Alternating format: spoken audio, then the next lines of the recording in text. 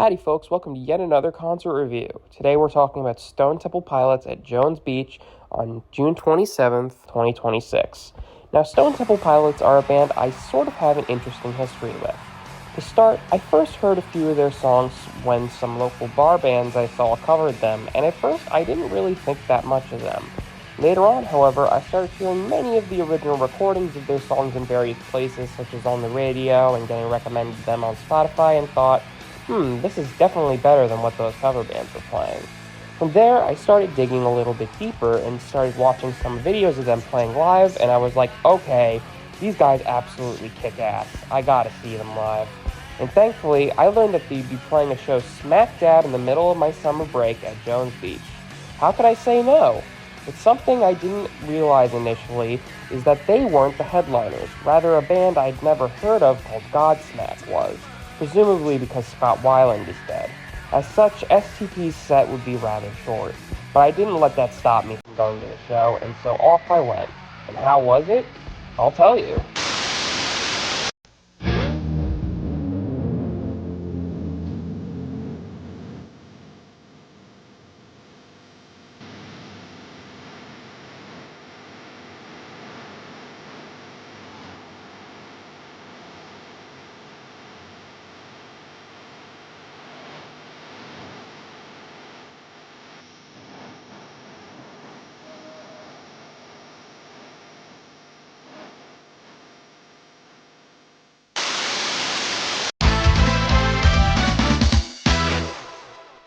Now this show was at Jones Beach, where I had previously seen Yes and Deep Purple play. When I was at that show, the venue seemed kinda small, probably because I was front row at that show. Thing is, at this show, I of course was not front row, and from where I was, the venue actually looked definitely quite a bit bigger than I had remembered it. At least the stage itself looked quite a bit bigger anyways. Now, when the show started, it was raining, but by the time of STP's set, it kinda started to stop, which was good. I think this might have been my first show that actually took place in the rain, but I'm not sure. At least it wasn't like that infamous Smashing Pumpkins show I heard about where water from the beach flooded the venue and fish were swimming in the pit.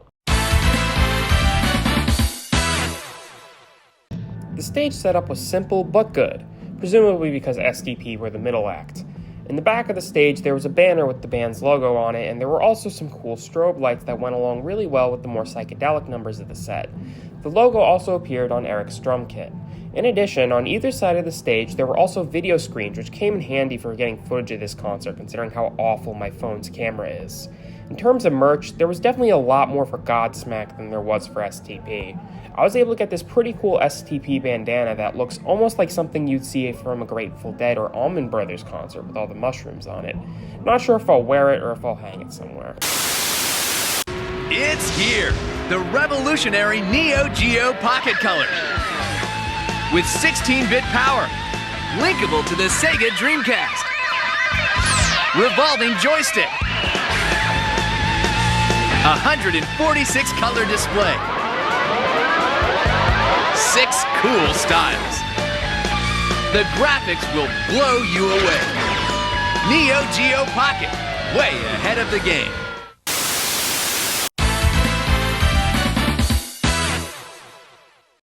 Now, as I implied earlier, despite not headlining, STP were not the opening act. Rather, it was this band called Dorothy.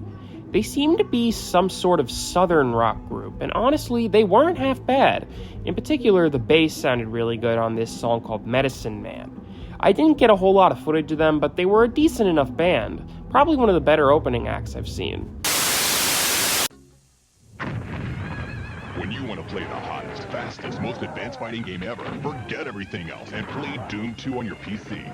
No other game gives you the incredible realism, the 360-degree smooth scrolling, and explosive action like Doom 2. It's easy to start playing, but it won't let you stop.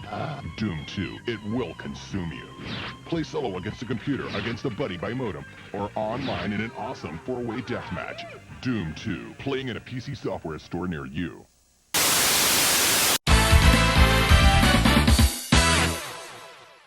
Now we get to STP's set. The set just consisted of 12 songs and was just about an hour long. Thankfully, though, the set was full of really good choices. Of course, you got the big hits in there like Interstate Love Song, Vaseline, and Plush, the latter one of which they did a fun little crowd sing-along. But some of the biggest highlights actually came from the songs I didn't know yet. For example, this song called Down from the Number 4 album. This song is a really cool drop D metal song, and for it, singer Jeff Gutt actually went into the crowd for a bit, which is always fun, and even had a nice drink of beer with someone. While he doesn't have the same energy as Scott, Jeff is still a great singer, and his voice and persona still fit the band and their songs very well. He had a pretty good sense of humor too, even pointing out this fella in the audience who was wearing a banana outfit several times. Down also featured a great, almost Soundgarden-like guitar solo from Dean. Heck, the whole song sounds kind of like Soundgarden, but that's a good thing. And overall, Dean is an absolutely great guitarist, and his abilities were greatly shown throughout the show. In particular, his slide playing is absolutely great. Another song I didn't know before this show, Loungefly, featured one of these amazing slide solos, and it was great. Very psychedelic song, too. Glad I got to see it. But you know what was even better? At the end of the song Big Empty, which was dedicated to Scott, by the way, Dean started playing, well, have a listen for yourself, Yes fans.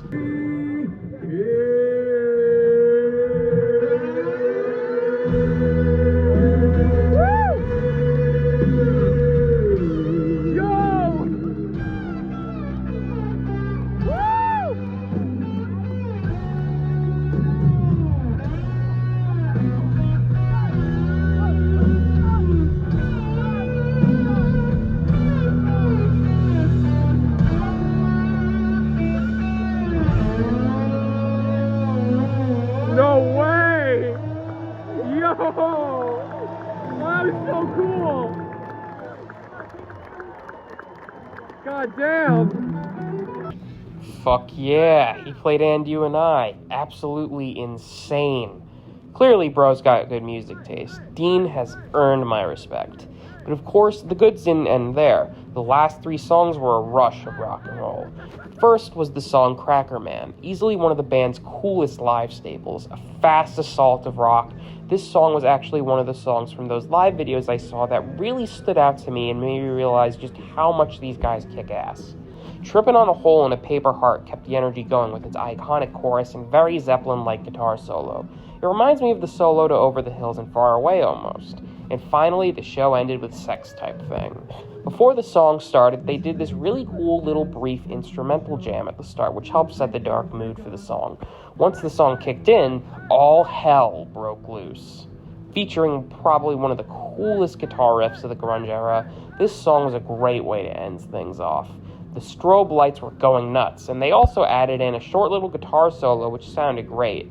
The song ended with a great echoing scream from Jeff. If the audience were a bit younger, I imagine there would have been a huge mosh pit during this song. They've got the records, they've got the tapes. Record world and record shops at TSL. It's the new Yes album, Tormato. You can grab onto it now at Record World and the record shops at CSS for just $4.77. Plus, save on every Yes album from Atlantic Records and Tapes. Record world and record shops at TSL. So overall, yeah, STP do indeed kick ass live. Very glad I got to see them this summer, and I'd love to see them do a longer show as a headliner at some point. And just for your information, no, I did not stay for Godsmack. Sorry, Godsmack fans, they didn't seem like the kind of band I'd be into, and the people I was initially going to go with said they didn't really like them, so I left. Still was a great night overall, though, and was still worth it getting to see STP rock and roll. Anyways, thanks for watching. Happy trails, folks.